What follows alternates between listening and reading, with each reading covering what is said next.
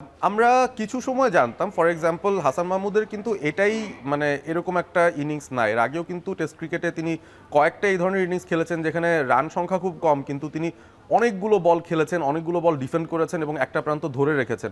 So তার ওই defensive অ্যাবিলিটিটা বা মানে ব্যাটিংয়ের যে গ্রামারটা বা বেসিকটা, সেটা যে শক্ত সেটা অনেকেই জানতেন আগে থেকেই, এবং এই কন্ট্রিবিউশনটা তিনি করতে পারেন। সো দিন শেষে এটা যে অস্ট্রেলিয়ার মাটিতেও কাজে লেগে যাবে, এটা অবশ্য এক্সপেকটেশনের চেয়ে একটু বেশি হয়ে গেছে। যে তিনি গতকাল রাতটা শেষ করেছিলেন বা দিনটা শেষ করেছিলেন মিরাজের চেয়েও বেশি সংখ্যক বল খেলে। মিরাজ বোধহয় ৭৩টা খেলেছিলেন, তিনি ৭৬টা বল খেলেছিলেন তখন ১৩ রান করতে, এবং আজকে ১৪ করেছেন, 90+ বল খেলেছেন। সো তার এই অ্যাবিলিটিটা সবসময় ছিল। একটা ব্যাপার যেটা যে তিনি অপরচুনিটি কম পেয়েছেন বোধহয়, এবং এমন সময় হয়তো তিনি নেমেছেন যে সময় তার এই কাজটা করার প্রয়োজন হয়নি, ওই দিন প্রয়োজন হয়েছে, তিনি করে ফেলেছেন। এবং তার এই ধরনটার সঙ্গে আমি ক্যালিসকে মিলাবো না, আমি বলবো যে তিনি আসলে এই দলটার প্যাট কামিন্স হয়তো। আমি ভরসা রাখি হিরোর স্মার্ট ওয়াটার পিউরিফায়ারে।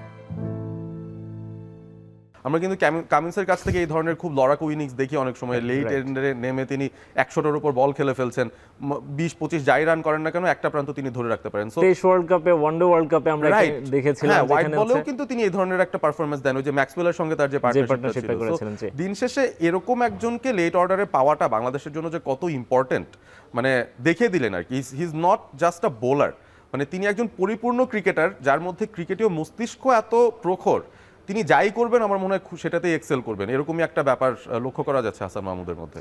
এবং